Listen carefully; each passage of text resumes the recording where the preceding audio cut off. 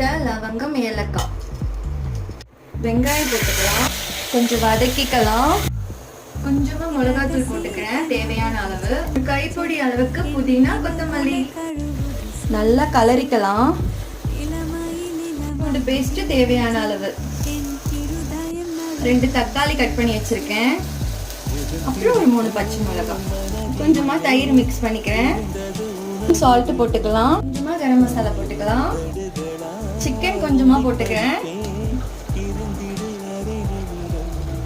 நல்லா கலரிக்கலாம். இப்போ தண்ணி நல்லா கொதிச்சுட்டு இருக்கு. நம்ம அரிசி போட்டுக்கலாம். நம்ம சாப்பிடலாம். தயிர் பச்சடி கொஞ்சம், முட்டை கொஞ்சம், சிக்கன் 65 கொஞ்சம்.